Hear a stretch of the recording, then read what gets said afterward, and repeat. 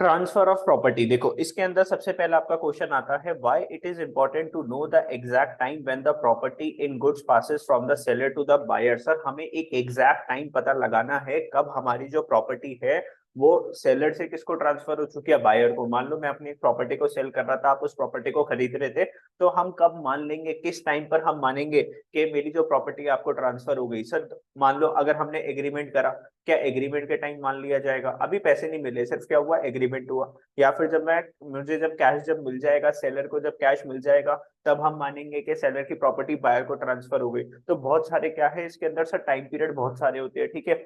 Installments में पैसे आते हैं, तो कौन सी इंस्टॉलमेंट में मानूं कि मेरी प्रॉपर्टी जो हो चुकी है अब वो आपकी हो चुकी है। Explain the examples, the rules regarding the transfer of ownership of goods from seller to the buyer. तो काफी बार आता है ये वाला क्वेश्चन आपके एग्जाम में।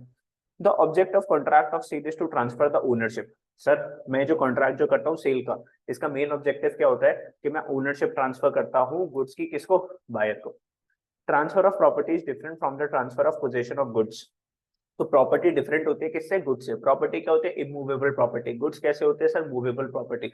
Goods may still belong to the seller through the possession may be with the buyer. तो goods की अगर हम बात करें, goods may still belong to the seller, goods अभी भी किसके हैं, सेलर के हैं, though the possession may be with the buyer. लेकिन पहुंच किसके पास गए हैं, बायर के पास पहुंच गए हैं, ठीक है। गुड्स बायर के पास पहुंच गए, लेकिन अभी भी किसको बिलोंग करते हैं ना, सेलर को बिलोंग करते हैं। ऐसा होता है ना बहुत बार कि भाई, जैसे मान लो मैंने एक कार परचेज करी, कार क्या है, मूवेबल। कार कैसी है, मूवेबल। तो कार क्या हो गई, हमारी गुड्स हो गई। अब मैंने मान लो ईएमआई पे कार परचेज करी, मैं सिर्फ 20,000 देकर आया। तेरे को पता है क्रेटा जैसी गाड़ी, कैसी गाड़ी, क्रेटा जैसी गाड़ी, मात्र 20,000 रुपए देकर तू अपने घर में ला सकता है। अब वो गाड़ी वैसे कितने की है, 17 लाख रुपीज की, 18 लाख रुपीज की गाड़ी है, लेकिन सिर्फ तेरे को कितने पैसे देने, 20,000 रुपए। अब एक बात बता, पोजेशन गाड़ी का किसके पास आ गया, तेरे पास आ गया, बायर के पास क्या आ गया, पोजेशन आ गया। क्या बायर उसका एक्चुअल ओनर हो गया, नहीं सर। सर उसने जिस बैंक से ईएमआई ले रखी है ना, वो बैंक उसका क्या होता है, ओनर होता है। जब आप 5 ईयर्स के अंदर, 6 ईयर्स के अंदर जब उस कार की आप ईएमआई जब सारी की सारी पे कर देते हो, तो फिर बैंक आपके नाम पर क्या करता है, ट्रांसफर करता है कार को। तो गुड्स किसके पोजेशन में थे, बायर के पोजेशन में थे, लेकिन अभी भी उसका जो ओनर जो था वो कौन था, सैलरी था। या फिर इस केस में बोल दे, अगर आप बैंक से लोन लेते हो तो बैंक क्या हो जाएगा, इसका ओनर हो जाएगा, ठीक है। लेकिन बिल्डिंग के अंदर ऐसा नहीं हो सकता, प्रॉपर्टी के अंदर ऐसा नहीं हो सकता कि मैंने मकान तू मेरा उठाकर अपने घर पे ले गया, मान लो मेरी बिल्डिंग तू अपने घर पे ले गया, ऐसा तो नहीं है ना। वो तो कैसी property, immovable. The seller may still hold the goods though buyer has become the owner. अब इसके अंदर क्या होता है, प्रॉपर्टी के अंदर सेलर अभी भी घर के अंदर बैठा हुआ है, लेकिन though buyer has become the owner. पता है क्या होता है, मान ली मेरी प्रॉपर्टी है, मैं अपनी प्रॉपर्टी को क्या कर रहा हूँ, किसी XYZ पर्सन को सेल कर रहा हूँ। अब XYZ पर्सन ने मुझको बोला कि भाई मैं तेरे को आज के आज पैसे दे दूंगा, घर खाली कर दे। मैं उसको क्या बोलता हूँ, सर मुझे 3 महीने का टाइम तो दो, ताकि मैं एक नए प्रॉपर्टी को देख लूं, और समझ रहे, मैं वो हो जाऊँ, शिफ्ट हो जाऊँ। शिफ्ट होने में भी तो क्या लगता है, टाइम लगता है। तो अब उसने मान लो अगर पैसे दे दिए, तो ओनर कौन बन चुका है, बायर। लेकिन सेलर आज भी उस प्रॉपर्टी के अंदर क्या है, बैठा हुआ है। Importance. It is important to know the point of time when the property in the goods passes to the buyer because of the following reasons. Prima facie passes with the ownership. If the goods are damaged or destroyed after the contract of sale is made, the loss would fall on the owner if there is nothing in the contract to the contrary. भाई देखो ना, सीधी सी बात है, prima facie passes with the ownership. जैसे ही आपको ownership मिल जाती है तो आपको क्या मिल जाते हैं, गुड्स मिल जाते हैं। आपको ओनरशिप मिल गई, आपको क्या मिल जाएंगे, गुड्स मिल जाएंगे। If the goods are damaged और destroyed after the contract of sale, आपने कॉन्ट्रैक्ट ऑफ सेल कर लिया था, आपके गुड्स क्या हो गए, डैमेज हो गए, डिस्ट्रॉयड हो गए। The loss would fall on the, किसके ऊपर होगा लॉस, ओनर के ऊपर। कॉन्ट्रैक्ट ऑफ सेल हो गया, कॉन्ट्रैक्ट के हिसाब से सामने वाला बंदा कौन हो चुका है, बायर कौन हो चुका है, owner. If there is nothing in the contrary to the contract, contrary मतलब अगर कोई टर्म्स एंड कंडीशन नहीं है तो ऐसा होगा। अगर कोई टर्म्स एंड कंडीशन है तो इसके अलावा कोई दूसरी भी सिचुएशन हो सकती है। Suit against third party, if the goods are damaged by a third party, only the owner of goods can sue the third party. तो अगर कोई तीसरी पार्टी ने, मान ले तेरे हमारी गाड़ी खड़ी हुई थी कहीं पर, अब उस गाड़ी पे खड़ी गाड़ी पे कोई क्या कर गया, मार गया, तो उस पे केस कौन कर सकता है उस बंदे के ऊपर, सिर्फ जो उस गाड़ी का कौन है, ओनर है। Suit for price, seller can sue the buyer for price when property in the goods have been transferred to the buyer। तो suit for price मतलब केस कर देना किसके लिए, प्राइस के लिए। seller can sue the buyer, बेचने वाला किसको स्यू करेगा, बायर को, for price when property in the goods have been transferred to the buyer, property transfer हो चुकी है बायर को, लेकिन बायर से समझौता हुआ था कि भाई तू मेरे इस बिल्डिंग के कितने पैसे देगा, 80 लाख। अब उसने सिर्फ कितने पैसे दे रखे हैं, 70 लाख, बाकी के 10 लाख अभी तक दे नहीं रहा, लेकिन वो कहाँ पर बैठ चुका है, प्रॉपर्टी के अंदर बैठ चुका है। तो अब सामने वाला सेलर क्या कर सकता है, उसके अगेंस्ट केस कर सकता है। आगे, इंसॉल्वेंसी ऑफ सेलर और बायर। इंसॉल्वेंसी, इंसॉल्वेंसी मतलब डूब गया। In case of insolvency of a person, all the property of insolvent comes in the position of the official receiver. If seller or buyer becomes insolvent, it is essential to decide whether he is owner of a particular good or not. तो insolvency of seller और buyer का मतलब है या तो seller ने buyer को धोखा दे दिया, buyer ने seller को धोखा दे दिया, अब दोनों ने एक दूसरे के ऊपर क्या कर दिया, केस कर दिया। अब जब तक ये केस चलता रहेगा वो प्रॉपर्टी किसके नाम पर रहेगी, ऑफिशियल रिसीवर मतलब सरकार के नाम। समझ रहे? Rules regarding the transfer of ownership of goods. Rules for the purpose are divided into two heads. Rules regarding the transfer of ownership of goods. आप अपने goods की ownership कैसे transfer कर सकते हो? तो transfer of property in specific goods. Goods क्या है? Specific है। मैंने बोला ये चेयर है, दिख रही है सामने आपको, ब्लू कलर की चेयर है, मैं इसको आपको क्या करूंगा, ट्रांसफर करूंगा। असर्टेन गुड्स मतलब जिसको आप देख सकते हो, जिसको मैंने सामने आपको डिस्प्ले करा। Transfer of property in ascertain goods, मैंने क्या बोला, मैंने बोला यार मैं एक ऐसी चेयर बनाऊंगा जिसके अंदर ऐसा होगा, वैसा होगा, ऐसा होगा, वैसा होगा। अभी मैंने आपको कुछ दिखाया नहीं, ठीक है, मैंने सिर्फ आपको अपने क्या बेच दिए, सपने बेच दिए। जैसे मान लो कोई बंदा एक प्रॉपर्टी बिल्डिंग वगैरह बना रहा होता है, वो बोलता है, प्रोजेक्ट का लेआउट दिखा देता है स्क्रीन के ऊपर कि देखो हमारी जो है ना बिल्डिंग ऐसे बनेगी, ऐसे बनेगी, ठीक है, और वो क्या कर देता है, बेच देता है। फिर धीरे धीरे कंस्ट्रक्शन स्टार्ट होती है। तो बेटा वो कौन से गुड्स हो गए, अनसर्टेन हो गए। तो transfer of property in specific और सर्टेन गुड्स। अब देखो प्रॉपर्टी जो बेची गई है या जो गुड्स जो बेचे गए तो वो क्या थे, स्पेसिफिक। ये देखो मैं आपको एक गाड़ी बेचूंगा, व्हाइट कलर की गाड़ी बेचूंगा, इस मॉडल वाली गाड़ी बेचूंगा, ये क्या हो गया, स्पेसिफिक हो गया। मैंने क्या बोला, मैं आपको एक गाड़ी बेचूंगा, कार बेचूंगा, तो वो क्या है, स्पेसिफिक नहीं है, वो कैसा है, अनसर्टेन, पता नहीं मैं आपको कौन सी कार बेचने वाला हूँ। When there is a contract of sale of specific or certain goods, the property in them is transferred to the buyer at such time as the parties to contract intend to be transferred. तो जब वो चाहेंगे तब वो goods क्या हो सकते हैं, ट्रांसफर हो सकते हैं। इंटेंड टू बी ट्रांसफर, उनकी इच्छा के हिसाब से जब वो ट्रांसफर करना चाहेंगे वो ट्रांसफर कर देंगे, ठीक है।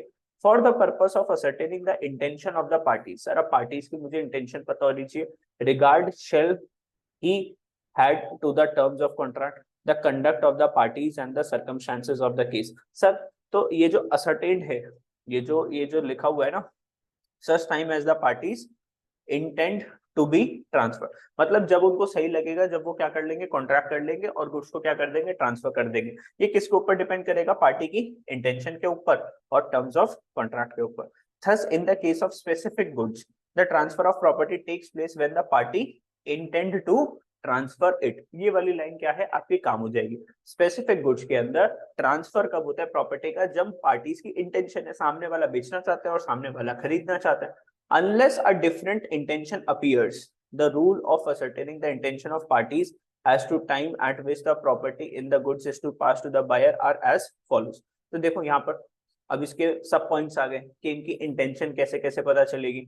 When goods are in the deliverable state, मतलब गुड्स जो है ना बन के पूरे क्या है, रेडी है, अब उनको सिर्फ क्या करना है, हमें डिलीवर करना है।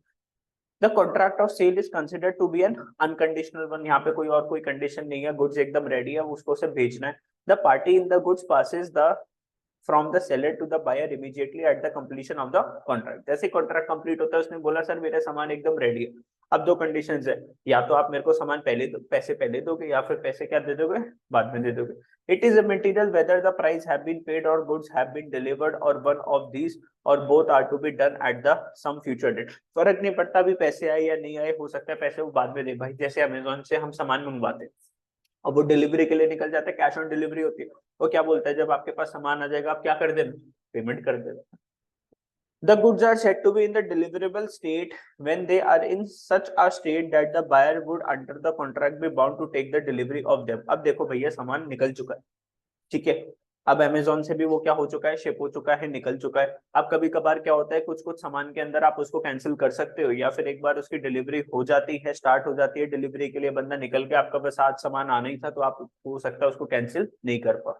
For example A buys a bicycle for 1400 on month's credit and ask the shopkeeper to send it to his house. The shopkeeper agrees to do so.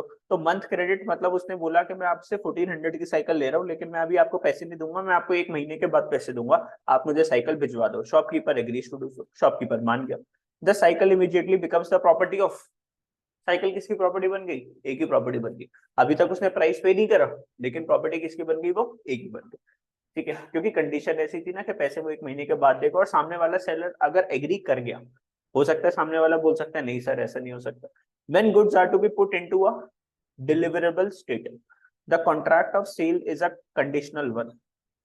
तो goods are to be put into deliverable states. देख यहाँ पर goods already कौन सी state में थे? Deliverable state में थे, मतलब बनके क्या थे? तैयार थे, सिर्फ क्या करनी थी? डिलीवरी करनी थी। यहाँ पर क्या लिखा हुआ है? When goods are to be put into, मतलब उनको अभी डिलीवरी की स्टेज पर लेकर आना है, मतलब कुछ फिनिशिंग वगैरह करनी है, उसके बाद उस सामान को मैं क्या कर पाऊंगा? डिलीवरी कर पाऊंगा। The contract of sale is conditional one. The seller has to do something to the goods for the purpose of making them into। Seller को अभी कुछ काम करना है उसको डिलीवरी स्टेज पे पहुंचाने के लिए। जैसे मान ले कार है, कार, तो कार की जब आप नई कार की डिलीवरी लेने के लिए जाते हो, तो उसके अंदर बहुत छोटी छोटी चीजें उनको क्या करनी पड़ती है? अंदर मैट्स बिछाने पड़ते हैं, सर कार को थोड़ा सा और साफ करना पड़ता है, शाइन बनाना पड़ता है। जब ये सारी चीजें हो जाती है, साइड में सारे देखना पड़ता है कि वो स्क्रैच वैच तो नहीं है, उसके बाद वो कार कौन सी स्टेट में हो जाती है? डिलीवरेबल स्टेट में हो जाती है। Therefore, the property is to be passed only when something has been done by the seller। कुछ काम करना है अभी सेलर को, and the notice has been given by him to the buyer. और उसने अभी बायर को क्या बोल रखा है? अभी रुक जाओ, अभी वो डिलीवरी स्टेट पर आएगी, उसके बाद आप क्या कर लेना? ले लेना हमसे सामान। When the seller has to do something to fix its price।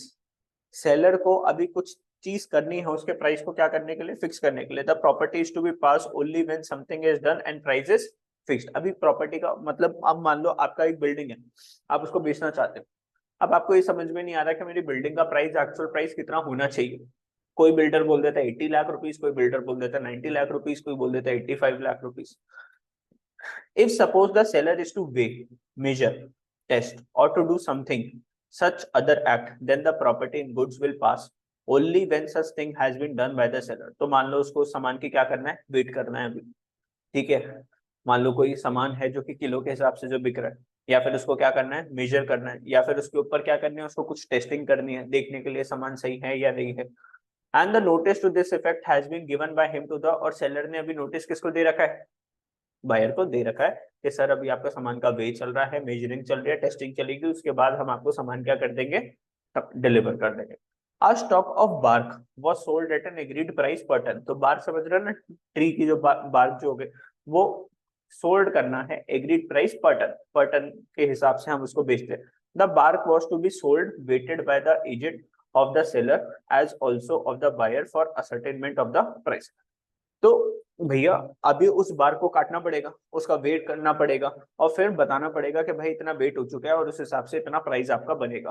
A part of the bark was weighted and carried away by the buyer's agent and servant, but the remaining was swept away by the flood. भाई कुछ जो bark जो थी वो तो कौन ले गया? उसका बायर के कुछ एजेंट्स वगैरह लग गए, लेकिन बाकी के जो बार्क जो कटी हुई थी वो किस में बह गई? फ्लड में। Held the loss of the remainder should be borne by the, बाकी का लॉस किसका होगा? किसका लॉस होगा? ये सेलर का। Since the property in remainder had not passed because the requiring weigh was not done. क्योंकि प्रॉपर्टी अभी तक क्या नहीं हुई थी? किसके नाम पर ट्रांसफर नहीं हुई थी? बायर के नाम पे ट्रांसफर नहीं हुई थी, क्योंकि अभी उसकी क्या करनी थी? वेट करना था, वेट हुआ नहीं था। अब पता नहीं कितना केजी माल है, कितना टन माल है, कितना टन माल नहीं है, तो ये अभी भी किसका था? सेलर का। When goods are sent on approval or sale or return basis, अभी कभी कभार गुड सामने वाला जो शॉपकीपर है ना, किस पे बेच देता है? Approval or cell on return basis. जैसे मान लो किसी के घर में कोई साड़ी वाले भैया हैं, तो उनको फोन करके मम्मियाँ बोल देती है कि भैया कुछ साड़ियाँ घर पे भिजवा दो, हमें क्या करनी है? सेलेक्ट करनी है। बहुत बड़े बड़े घर होते हैं ना, घराने वगैरह, ज्वेलर घर पे आ जाता है, और वो क्या देकर जाता है? नेकलेस वगैरह देकर जाते हैं, साड़ियाँ वाड़ियाँ लेकर आता है। तो उसके अंदर क्या है? उसने 100 साड़ियाँ भिजवा दी। उसने कहा मैडम आप देख लो, जो साड़ी आपको पसंद आएगी वो आप पसंद करना, बाकी के डब्बे हम क्या कर लेंगे? उठा लेंगे। तो when goods are sent on approval, उसने 100 साड़ियां बेच दी, उसमें से जो साड़ी आप अप्रूव करोगे वो रख लेना, बाकी मुझे क्या कर देना? रिटर्न कर देना। इसको बोलते हैं when goods are sent on return or on sale और रिटर्न बेसिस। तो when goods are sent on approval or sale और return basis, the property passes to the buyer. Property भेजनी पड़ेगी आपको बायर के पास, चाहे वो गुड्स की बात कर रहे हैं यहाँ पे। When he signifies his approval or acceptance to the seller or does another act adopting the transaction, तो अगर सेलर ने क्या दे दी, एक्सेप्टेंस दे दी, मतलब when he signifies his approval or acceptance to the seller, तो बायर ने क्या दे दी, अपनी एक्सेप्टेंस दे दी कि सर 100 साड़ी आपने जो भेजी उसमें से 10 साड़ी हमें पसंद आ गई, उसमें से उसने उसके कुछ पैसे भी दे दिए, ट्रांजेक्शन भी कर दी। If he does not signifies his approval or acceptance to the seller but retains the goods without giving notice of rejection, भाई पहला पॉइंट क्या है कि कोई सामान आया, हमने पसंद कर लिया, सामने वाले को बोल दिया भाई 10 साड़ी हमने अलग कर दी, बाकी 90 साड़ीज आप वापस ले जाओ, हमने उनकी क्या कर दी, पेमेंट कर दी। ये था आपका पॉइंट नंबर 1। पॉइंट नंबर 2 क्या है, सामान पड़ा हुआ है, पड़ा हुआ है, पड़ा हुआ है, सामने वाला कोई क्या नहीं कर रहा, उसको आंसर नहीं कर रहा कि कौन सी चीज समझ में आई। देखो, without giving notice of rejection, then if the time has been fixed for return of goods on the expiry of such time and if no time has been fixed on expiry of a reasonable time। जैसे मान ले आपने मेरे को क्या भेजी, साड़ियां भेजी 100, आपने बोला सर मैं आपके पास जो साड़ी भेज रहा हूँ, जो आपको अच्छी लगे अपने पास रख देना, बाकी साड़ी मेरे को फोन कर देना, बाकी साड़ी हम क्या कर लेंगे, रिटर्न कर लेंगे। अब आपने 100 साड़ियां बेची हुई है, सर मेरे पास पड़े पड़े 6 महीने हो गए, मेरे पास पड़े पड़े कितने महीने हो गए, 6 महीने हो गए। अब सरकार क्या बोलती है, हम मान लेंगे कि ये सामान क्या हो चुका है, बिक चुका है। तो या तो आप एक टाइम एक्सपायरी बता दो, अब आप मेरे पास मान लो साड़ियां बेच रहे हो, आप बोल दो सब 15 दिन के अंदर आप बता देना कौन सी समझ में आई, कौन सी नहीं समझ में आई, उसके बाद मैं उठा लूंगा अपना। वरना अगर आपने कुछ नहीं बताया तो मैं मान लूंगा कि आपको 100 की 100 पसंद आ गई और आपने खरीद ली, फिर आप मेरे को क्या दे देना, पैसे दे देना। या तो आप मुझे एक्सपायरी का टाइम बता दो, या फिर सरकार अपने हिसाब से क्या निकाल लेगी, रीजनेबल टाइम निकाल लेगी जो सरकार को सही लगेगा। A delivered a horse to B on the sale of on the terms of sale और रिटर्न विद इन 8 डेज। उसने क्या बोला, 8 दिन के अंदर देख लेते, कोई घोड़ा समझ में आता है तो अपने पास रख, वरना वापस कर दे। The horse died on the third day without any fault of B. अब कौन जिम्मेदार होगा, बी जिम्मेदार है, ए जिम्मेदार है। Held A was to be bear the loss as the horse was still his property when it perished. तो property किसकी थी, ए की थी ना। 8 दिन के बाद अगर उसको घोड़ा पसंद आ जाता बी को, और बी बोल देता yes I am taking your horse, फिर उसकी क्या हो जाती, डेथ हो जाती, तो फिर कौन रिस्पॉन्सिबल होता, बी रिस्पॉन्सिबल होता। Transfer of property in uncertain goods. Uncertain goods वो गुड्स जो कि मैंने देखे नहीं, मुझे कुछ पता नहीं है। If the goods are unascertained the ownership shall pass to the buyer when the goods are unconditionally appropriated to the contract, when the appropriation may be made by the buyer with the seller assent or by the seller with the buyer's assent। अब देख भाई सीधी सी बात है ना, मान लो आप एक society में घर खरीदने की सोचते हो, सोसाइटी में घर खरीदने की सोचते हो। अब सोसाइटी अभी तो बनना चालू होगी, अभी तो उनके पास सिर्फ क्या है, लैंड है, धीरे धीरे सोसाइटी बनेगी करेगी। अब वो क्या बोलते हैं, सर आप हमारी सोसाइटी के अंदर घर खरीदोगे ना, तो आपको क्या मिलेगा, जिम मिलेगा, आपको क्या मिलेगा सर, स्विमिंग करने के लिए आपको क्या मिल जाएगा सर, एक पूल मिल जाएगा सर, सर आपको गेम्स के लिए बच्चों के लिए एक अलग सा सेशन मिलेगा सर, सर बैडमिंटन खेलने के लिए आपको सर अलग से कोर्ट वगैरह मिलेगा सर, सर ये वो बहुत सारी चीजें आपको मिलेंगी। सर उसने आपको डिजाइन दिखा दिया, बिल्डिंग का डिजाइन कुछ इस तरीके से होगा, आपने जो फ्लैट जो परचेज करा उसके अंदर 3 रूम्स होंगे, 3 रूम्स के साथ 3 बालकनीज होगी, एक लिविंग रूम हो जाएगा, एक आपका किचन विचन दे देंगे, किचन के अंदर हम ऐसा काम करवाएंगे वैसा काम करवाएंगे। तो मेरे भाई ये चीजें क्या है, अभी कोई सामने कोई इनका सैंपल फ्लैट बन के तैयार है क्या, नहीं सर, इसने बोला और मैंने क्या कर दिया, विश्वास, तो इसके विश्वास पे मैं क्या कर लूंगा, सामान खरीद लेता हूँ। तो बेटा ये कौन से गुड्स है, अनअसर्टेन गुड्स। कैसे गुड्स है, अनअसर्टेन गुड्स। असर्टेन गुड्स क्या है, जो कि सामने बन के तैयार है मेरे सामने, अब देख लो भैया आपको ये पसंद आता है तो ले लो, वरना बहुत सी सोसाइटीज ने ऐसा करा कि सर हम ये भी देंगे वो भी देंगे, ये भी देंगे वो भी देंगे, जब सोसाइटीज बन के तैयार हुई तो फैसिलिटीज कुछ मिली नहीं, तो बहुत से बायर्स ने क्या कर दिया, केस कर दिया, भाई ये तो बोल रहे थे पार्क फेसिंग देंगे, आपका फ्लैट कैसा होएगा, सोसाइटी के अंदर आपको बच्चों के लिए पार्क भी मिलेंगे, कार पार्किंग बहुत अच्छी होगी, सिक्योरिटी के लिए गार्ड्स होंगे बहुत सारे, सर कैमरेज वगैरह हमने लगा रखा होगा, सर कुछ फ्री वाईफाई जोन भी होएगा कि जहां पर आप आराम से बैठ के क्या वाईफाई वगैरह चला सके, ये सारी फैसिलिटीज तो दी नहीं। तो इनको क्या बोलते हैं, अनसर्टेन गुड्स। क्या बोलते हैं इनको, uncertain. When goods are unconditionally appropriated to the contract. Unconditionally मतलब सामने वाले ने सिर्फ एक चीज दिखाई, ठीक है, और उसको सामने वाले कोई कॉन्ट्रैक्ट करके चीजें क्या कर दी, उसको बेच दी। When the appropriation may be made by the buyer with the seller assent और by the seller with the buyer's assent. Assent का मतलब क्या होता है? अप्रूवल। अब भाई सीधी सी बात है, अगर आपने अपनी अप्रूवल दे दी तो आप उसको पैसे दे दोगे और चीज खरीद लोगे। बाद में जब वो 3-4 साल बन के जब तैयार जब हो जाएगा तो आप क्या करोगे? क्योंकि भाई क्या होता है ना, लोग बाग क्या करते हैं, बोलते हैं अभी तो चल कोई चीज बनी नहीं है तो हमें क्या मिल रहा है? सस्ता मिल रहा है। अभी मान लो फ्लैट कितने का मिल रहा है? 60 लाख। जब ये फ्लैट बन के तैयार हो जाएगी, सोसाइटी बन के तैयार हो जाएगी, तो फ्लैट हो जाएगा 90 लाख रुपीज का। तो हर कोई क्या बोलता है? चल भाई अभी खरीद लेते हैं, अभी क्या मिल रहा है? सस्ता मिल रहा है। बनते बनते में क्या कर लेते हैं? खरीद लेते हैं। ठीक है, ये क्वेश्चन सही, अच्छा क्वेश्चन था। इसकी हेडिंग्स को याद कर लेना, अंदर का तो मैंने आपको समझा दिया, अपनी लैंग्वेज में उसको क्या कर लेना? लिख लेना।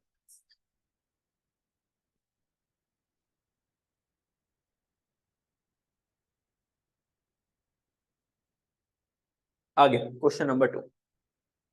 Either dis either discuss briefly the cases in which a seller can give a better title to the goods than he himself has। ये भी क्वेश्चन बहुत बार आ रखा है। या फिर no seller of goods can give the buyer of goods a better title to those goods than what he himself possesses। Examine this statement and mention whether there are any exception to this rule। मतलब सीधी सी बात है, एक बंदा आपको ownership कब transfer कर सकता है? जब उसके खुद के पास क्या होगी? उस सामान की ओनरशिप होगी। मान लो अगर मेरे पास एक प्रॉपर्टी है, मैं उसकी ओनरशिप कब ट्रांसफर कर सकता हूँ? जब मैं खुद उसका क्या हूँ? ओनर हूँ। और मेरा जो टाइटल है वो सबसे बेटर टाइटल है, सबसे बेस्ट टाइटल मेरा है, क्योंकि मैं उस प्रॉपर्टी का क्या हूँ? ओनर हूँ। अब जैसे मान लो एक फादर है, फादर की प्रॉपर्टी थी और प्रॉपर्टी को बेचने के लिए कौन जा रहा है? सन जा रहा है। और सन एक बंदे को क्या कर रहा है? वो प्रॉपर्टी को ट्रांसफर कर रहा है। अब उसने बिना फादर को बताया वो प्रॉपर्टी को क्या कर दिया?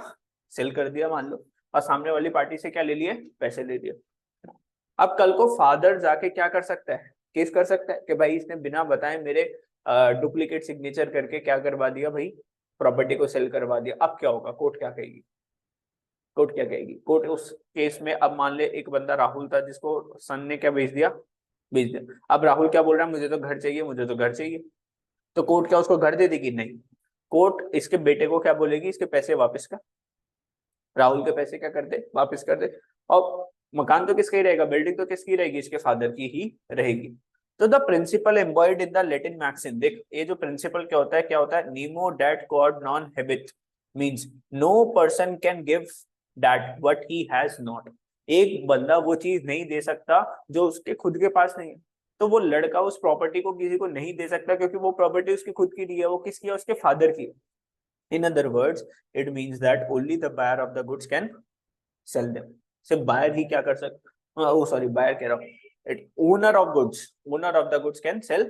सिर्फ ओनर ही अपनी प्रॉपर्टी को क्या कर सकता है? सेल कर सकता है। This means that title of the transferee, that is the buyer of goods, can not be better than that of the transferor, that is the seller. This protect the true owner. ये protection किसको मिलती है? True owner को protection मिल रही है sir, है ना। तो फादर को क्या मिल गई? प्रोटेक्शन मिल गई कि उसका लड़का खुद से प्रॉपर्टी नहीं बेच सकता। A thief who has stolen some goods can not sell them to make the buyer as owner of the goods. अब जैसे मान ले तेरा कोई सामान था, या मान ले किसी XYZ एक बंदे का सामान था, उसका सामान एक चोर ने क्या कर लिया? चोरी कर लिया। अब वो चोरी करा हुआ सामान उसने क्या कर दिया? किसी और को सेल कर दिया। जैसे मान ले ऐसा होता है ना बहुत बार, क्या होता है, एक किसी ने किसी का मेट्रो के अंदर क्या चोरी कर लिया? मान ले मोबाइल चोरी कर लिया। मोबाइल भी वो कौन सा था? आईफोन चोरी करा। और उस चोर ने आगे चल के किसी थर्ड पर्सन को क्या कर दिया? वो मोबाइल को क्या कर दिया? सेल कर दिया। अब लोकेशन ट्रैक करके जो एक्चुअल ओनर था उसको पता चल गया मोबाइल किसके पास है? थर्ड पर्सन के पास है। अब पुलिस क्या इस थर्ड पर्सन को जेल में डालेगी? क्या नहीं, ये थर्ड पर्सन क्या बोलेगा कि भाई मैंने तो ये पूरे पैसे देकर, पूरे 30,000 रुपीज देकर मैंने ये फोन क्या करा है? परचेज करा है, तो मैं तो इसका क्या हो जाऊंगा? ओनर हो जाऊंगा। उसने बोला भाई तेरे को ये फोन बेचा किसने? उसने बोला ये राहुल नाम का लड़का था, इसने बेचा। बाद में पता चला ये राहुल कौन था भैया? चोर था। राहुल कौन था भैया? चोर था। अब चोर से तुमने सामान खरीद दिया, वो क्या इसका ओनर था? नहीं सर।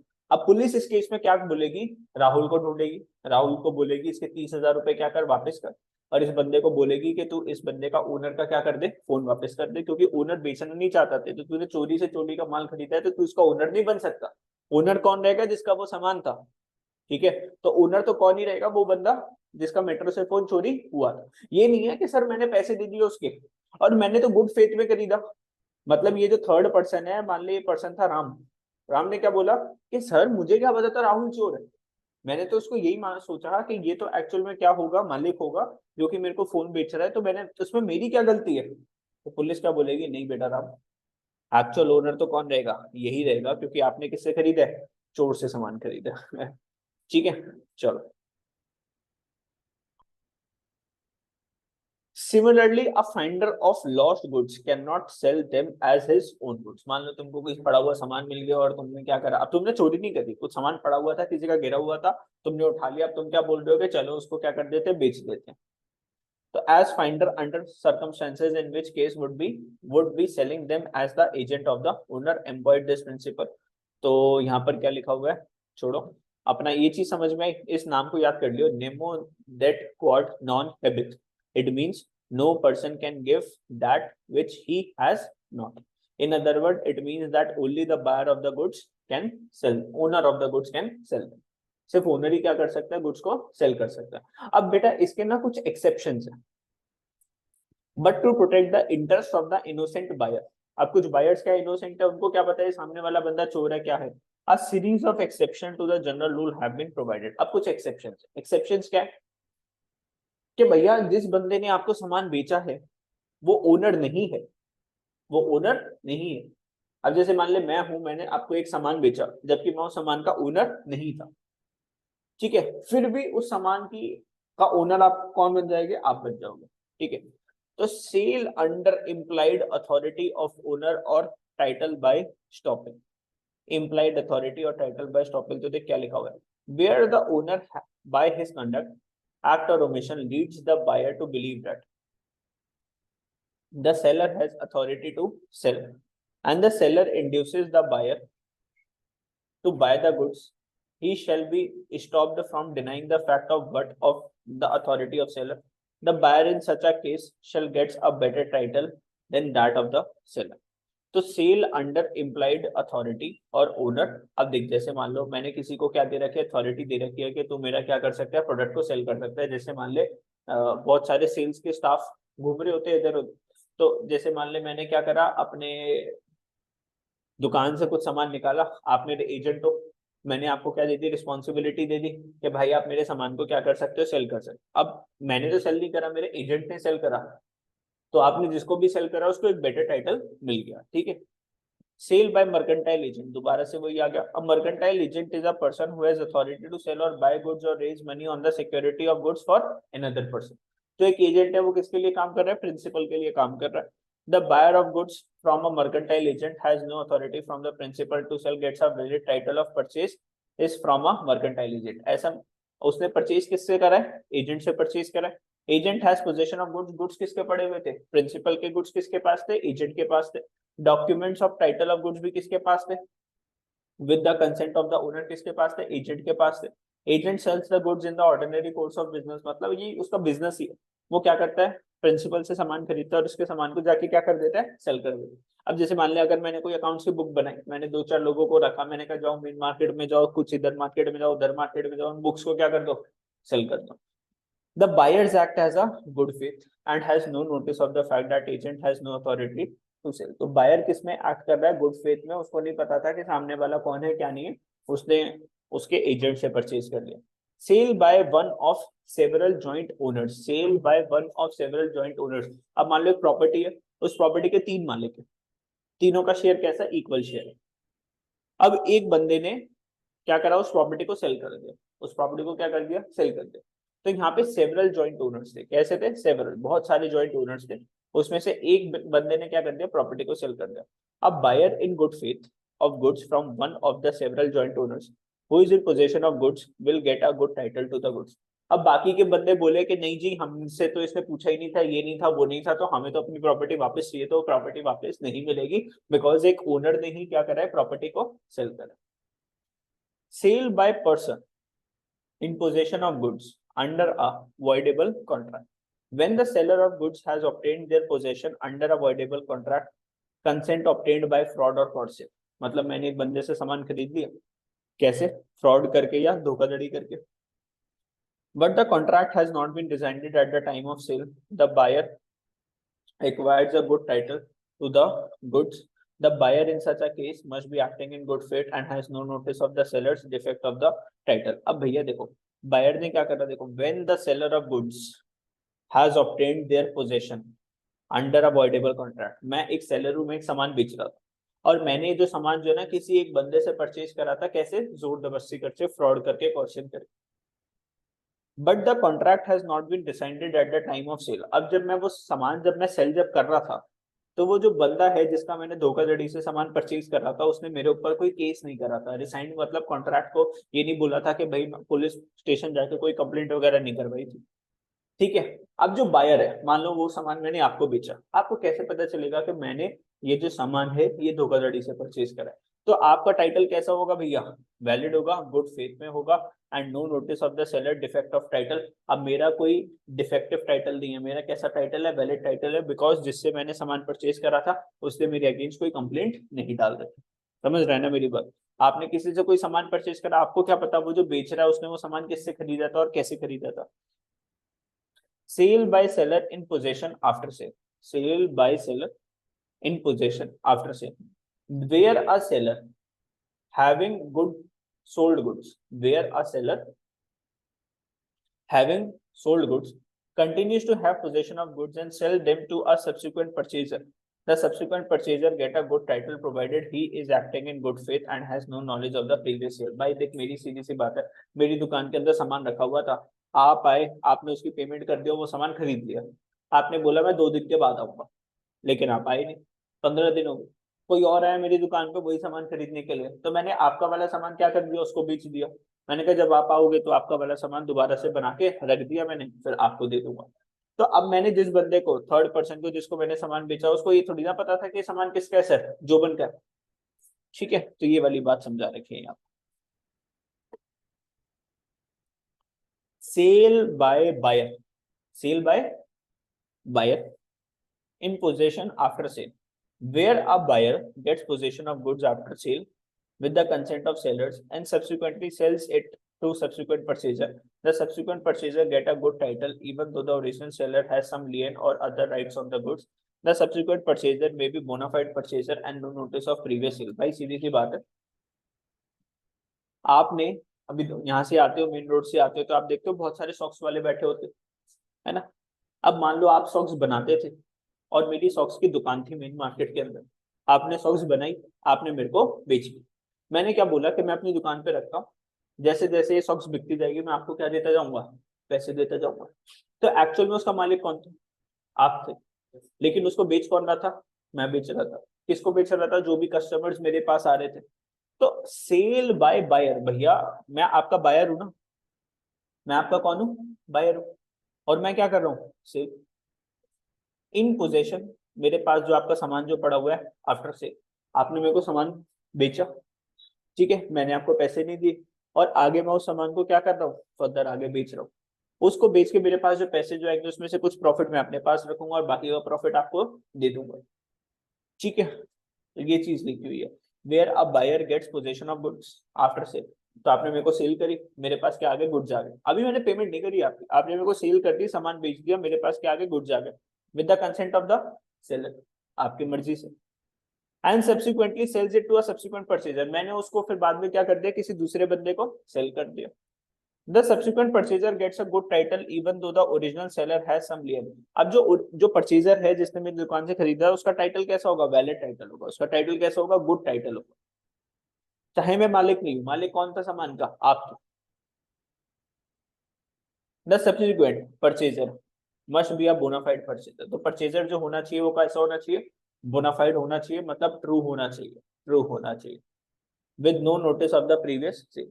ठीक है, sale by unpaid seller, sale by unpaid seller, where an unpaid seller has exercised his right of lien by stoppage in transit and he resells the goods, the buyer acquires a good title as against the original buyer even if notice of resale has not been given to the original buyer। भाई सीधी सी बात है, मैंने आपको एक सामान बेचा था और उसको बेचने से पहले आपको मुझे क्या देने थे, कुछ पैसे देने थे, आपने मुझे 90% पैसे दे दिए, लेकिन अभी तक 10% पैसे क्या है, पेंडिंग। मैंने आपको बोला भाई पैसे दे दो पैसे दे दो, आप पैसे नहीं देते, तो मैं आपका सामान आगे चल के किसी और को क्या कर दूंगा, सेल कर दूंगा। मैं एक फिर फाइनल नोटिस दूंगा, अब अगर आपने मेरे को बाकी के 10% पैसे नहीं दिए तो मैं सामान आपको बाकी का बेच रहा हूँ, और ये 90% भी पैसे मैं आपको वापस नहीं करने वाला। तो सेल बाय किसने सेल करा है, अनपेड सेलर। तो जिससे आपने सामान खरीदा था आपने उसको पैसे नहीं दिए और उसने आगे वो सामान को क्या कर दिया, सेल कर दिया। 8 exceptions in other fact, 8 exceptions in other fact। अब कुछ और exceptions है। Sale by finder of lost goods under certain circumstances, जैसे मैंने आपको पढ़ाया था, अगर मान लो मेरे को एक सामान पड़ा हुआ दिख गया, अब वो पेरिशेबल नेचर का, अगर नहीं बेचूंगा तो क्या हो जाएगा, खराब हो जाएगा, तो मैंने उसको बेच दिया। Sale by pawnor pledgee under certain circumstances, ये भी हमने पढ़ा था। मान लो मैंने अपना गोल्ड किसी को दिया, बदले में क्या ले लिया, पैसे ले लिए, अब अगर मैं उसके पैसे वापस नहीं करूंगा तो वो मेरा गोल्ड क्या कर देगा, बेच देगा, जबकि वो एक्चुअल में ओनर नहीं था, मैं एक्चुअल में ओनर था। Sale by official receiver assignee or liquidator of the company, तो इसके अंदर क्या होता है, कंपनी है, कंपनी का बिजनेस नहीं चल रहा, जैसे हमने चैप्टर पढ़ा था ना डिसोल्यूशन ऑफ कंपनीज क्लास 12 के अंदर, डिसोल्यूशन ऑफ कंपनीज को, कंपनी अब खत्म हो रही है, मतलब उसकी लाइबिलिटीज को पे ऑफ करना है। लाइबिलिटीज कैसे पे करेंगे, एसेट्स को बेच के। अब उस कंपनी के एसेट्स को कौन बेचता है, एक बंदा कोर्ट बेचते हैं जिसका नाम क्या होता है, लिक्विडेटर। वो एक एक करके कंपनी की प्रॉपर्टी को क्या करता है, सेल करता है, और लाइबिलिटीज को क्या करता है, पे ऑफ करता है। अब एक्चुअल में वो ओनर तो है नहीं, लेकिन वो क्या कर रहा है, सेल कर रहा है, क्योंकि उसको किसने बोल रखा है, ऑफिशियल रिसीवर बोले तो सरकार ने। ठीक है, क्वेश्चन नंबर 3 आप अभी सेल्फ कर रहे हो। Question number 3 true and false पढ़ के देखो जल्दी से, और ये चैप्टर क्या हो गया, फिनिश।